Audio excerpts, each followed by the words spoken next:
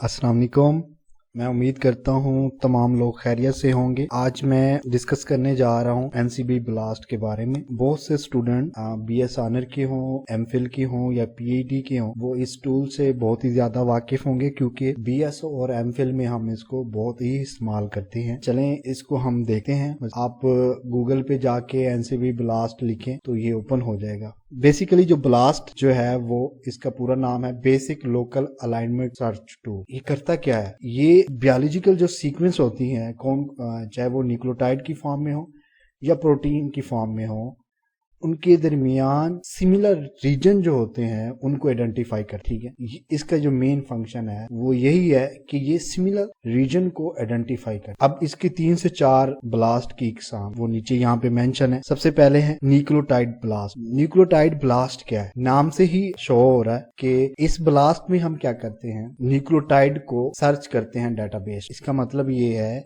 कि हमारा जो सीक्वेंस है वो न्यूक्लियोटाइड की फॉर्म में है और हम डेटाबेस से सिमिलर सीक्वेंस फाइंड करना चाह रहे हैं कि उसके कोई सिमिलर सीक्वेंस है, सिमिलर या उससे रिलेटेड कोई सीक्वेंस के उसके कितना सिमिलर सीक्वेंस है जो कि डेटाबेस में मौजूद है, उसको हम आइडेंटिफाई करने के लिए न्यूक्लियोटाइड ब्लास्ट करते। एक्चुअली जो हम सीक्वेंस डाल रहे होते हैं उसको क्यूरी सीक्वेंस कहते हैं और जो कि डेटाबेस से सीक्वेंस हमारे पास आता है उसको हम सब्जेक्ट कहते हैं, जिसके साथ क्यूरी का सीक्वेंस अलाइन होता है। ठीक है, उसको हम सब्जेक्ट सीक्वेंस के नाम से जानते हैं। ठीक है, अब दूसरी जो इकसाम है ब्लास्ट की, उसमें हम ब्लास्ट उसको एक्स कहते हैं। उसमें होता है कि हमारे पास जो सीक्वेंस होता है वो न्यूक्लियोटाइड ही होता है, लेकिन हम उसको सर्च क्या कर रहे होते हैं, उसकी प्रोटीन को सर्च कर रहे होते हैं। हम सर्च ये कर रहे होते हैं कि हमारा जो सीक्वेंस है वो न्यूक्लियोटाइड है, लेकिन डेटाबेस में इससे जो प्रोटीन बन रही हो, सिमिलर प्रोटीन बन रही हो, क्योंकि न्यूक्लियोटाइड अमीनो एसिड को कोड कर रहे होते हैं। न्यूक्लियोटाइड से ही अमीनो एसिड बनते हैं। अमीनो एसिड जो है वो बेसिक है प्रोटीन की। तो हम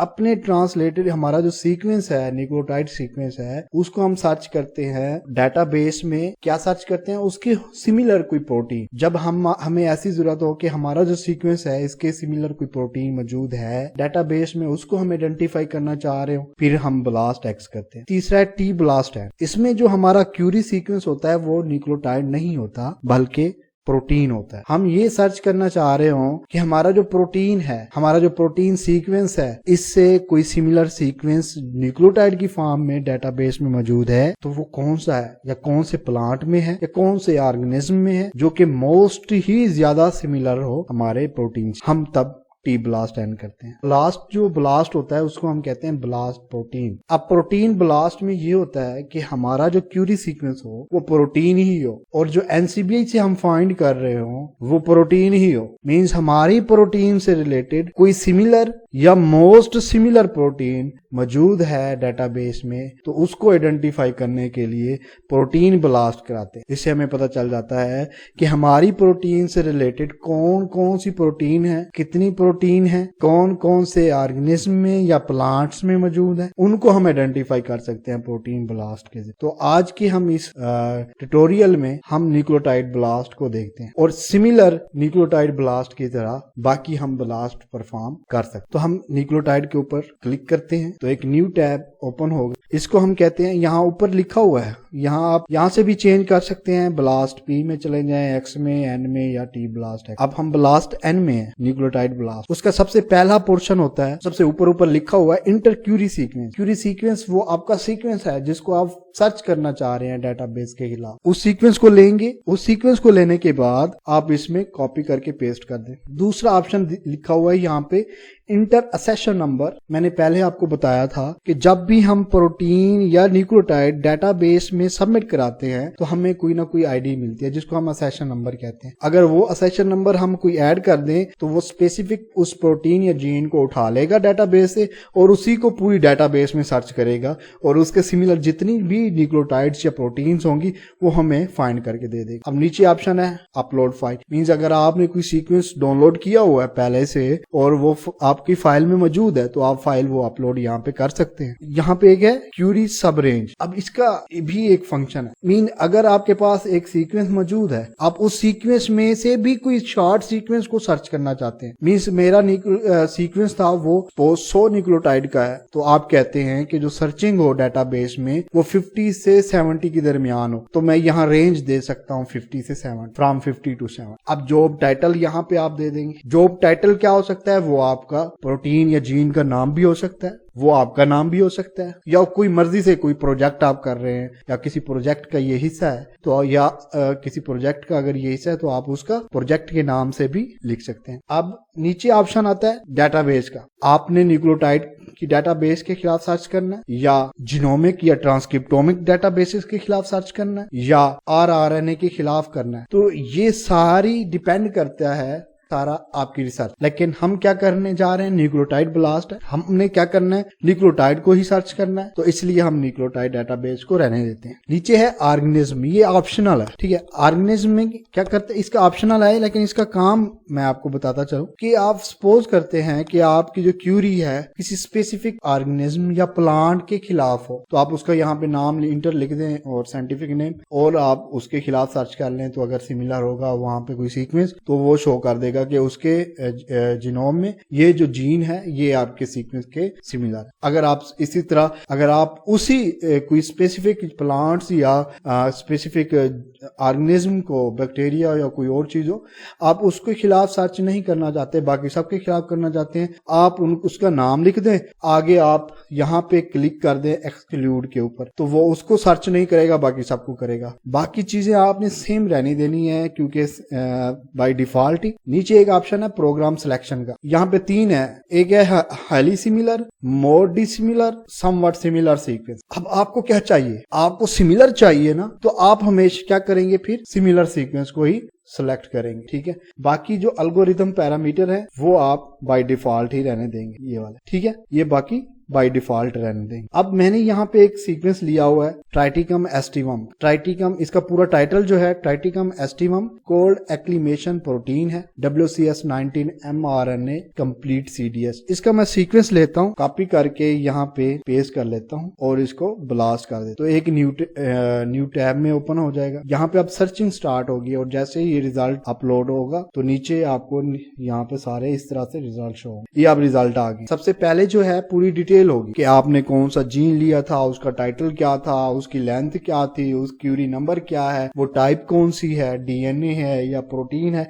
सारी क्या होगी डिटेल होगी। उसके बाद नीचे आए तो यहाँ पे रिजल्ट होंगे कि डिस्क्रिप्शन की फॉर्म में होगा, ग्राफिक होगा, अलाइनमेंट होगा और टेक्सोनॉमी की फॉर्म में भी होगा, और फर्स्ट पेज पे सोर्स सीक्वेंस जो है शो होगा। पहला सीक्वेंस देख लें डिस्क्रिप्शन में, तो वो पूरे का पूरा आप ही का है, जो आपने लिया है ट्राइटिकम एस्टिवम कोल एक्लिमेशन प्रोटीन का, वो पूरे का पूरा वही सीक्वेंस, ठीक है। नीचे देख लें तो उसमें चेंज हो रहा है। अब यहाँ पे हमने किस तरह से रिजल्ट को लेना है और अपना सीक्वेंस टारगेट लेना है, वो यहाँ पे आना है, अपने को निकाल के बाकी को देखना। मैं सेकंड को देखता हूँ। अब इसको सिलेक्ट करने के लिए 3 चीजें यहाँ पे बहुत अहम है। एक है क्यूरी कवरेज, परसेंटेज आइडेंटिटी और ई वैल्यू। ई वैल्यू को पहले मैं बता दूं, ई वैल्यू जो है वो स्टैटिस्टिकल वैल्यू है और हमेशा 0.001 या इससे कम 0.0 से नीचे हो तो ये सिग्निफिकेंट रिजल्ट, और इससे ऊपर जितना जाएगा वो आपका रिजल्ट जो है उसका वैल्यू या ऑथेंटिकेशन जो है वो कम होती जाएगी। जितना ई वैल्यू पॉजिटिव होगी आपके रिजल्ट उतना नॉन सिग्निफिकेंट होंगे। अब बाकी रहेगी कवरेज और आइडेंटिटी। ये दोनों बहुत ही अहम है,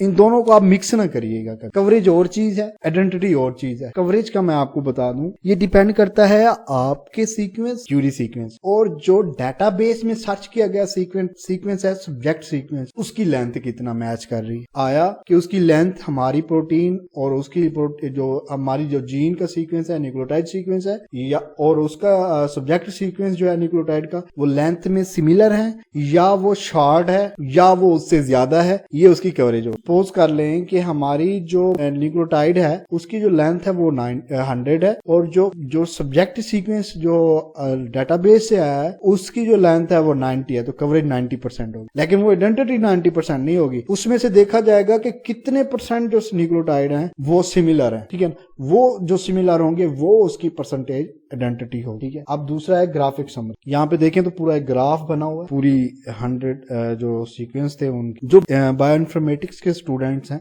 उनको पता है कि अलाइनमेंट स्कोर क्या होता है। एक्चुअली जब भी कोई सीक्वेंस आपस एक न्यूक्लियोटाइड दूसरे हमारी क्यूरी का न्यूक्लियोटाइड और सब्जेक्ट के न्यूक्लियोटाइड मिलते हैं तो कोई स्कोर नंबर मिलता है, ठीक है। तो उसे हम अलाइनमेंट स्कोर कहते हैं। हर एक न्यूक्लियोटाइड की हमारी जो क्यूरी सीक्वेंस है उसके साथ जो अलाइनमेंट स्कोर होगा वो मुख्तलिफ, कुछ 100% हो सकती हैं, कुछ 80 हो सकती है, कभी किसी की 100 हो सकती है, किसी की 200 हो सकती है। वो अलाइनमेंट स्कोर मुख्तलिफ होगा सिमिलैरिटी की बेस। और इसी तरह ग्राफ में मुख्तलिफ कलर दिए गए हैं। जिनकी सिमिलैरिटी लेस देन 40 है वो ब्लैक होंगे, 40 और 50 के दरमियान ब्लू, 50 और 80 के दरमियान ग्रीन है, और 80 और 200 के दरमियान पिंक है, और 200 से ज्यादा अलाइनमेंट स्कोर पे रेड। तो आप पूरे ग्राफ में देख लें तो आपको रेड ही शो हो रहा है, ठीक है। और जहां जहां पे आपको ब्लैक नजर आ रहा है वहां पे ये शो हो रहा है, यहाँ पे देख लें तो यहाँ पे जो अलाइनमेंट स्कोर है वो क्या है, लेस देन, ठीक है। दूसरा यहाँ पे लेंथ देख लें तो लेंथ में कहीं कहीं पे कम जो है ना शो हो रही है, कटिंग हो रही है। तो इट मींस वहां पे क्या है, गैप्स आए हुए हैं हमारी सीक्वेंस के दरमियान और सब्जेक्ट की सीक्वेंस के दरमियान क्या है, वहां पे गैप है। तो वहां पे इसलिए लेंथ में फर्क आ, ठीक है। तो जिस कवरेज जिसे हम कहते थे, जितनी कवरेज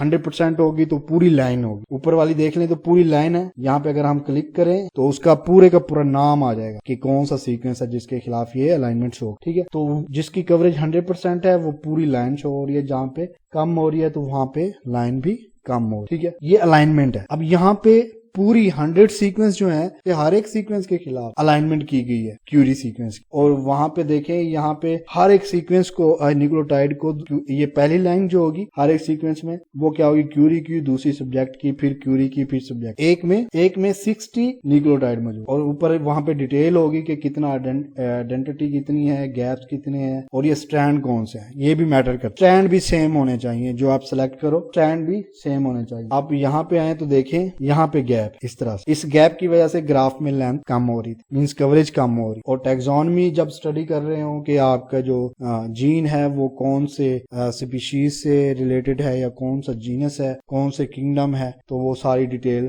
टैक्सोनॉमी में मिलती है। यहाँ पे ट्राइटिकम एस्टिवम है, ठीक है। और ये इसके खिलाफ 79 हिट्स जो है वो मौजूद हैं एनसीबीआई के अंदर, ट्राइटिकम एस्टिवम की मोनोकार्ड। तो ये थी ओवरऑल जो है एनसीबीआई ब्लास्ट के बारे में, और इसके किस तरह से हम रिजल्ट को इंटरप्रेट करते हैं उसके हवाले से हमने थोड़ी सी डिस्कशन की है। आई होप कि आपको काफी चीजें इसकी बेसिक समझ आ गई होंगी। कोई सवाल हो तो आप मुझे कमेंट्स कर सकते हैं, मैं इसका जवाब जरूर दूंगा। Thank you so much.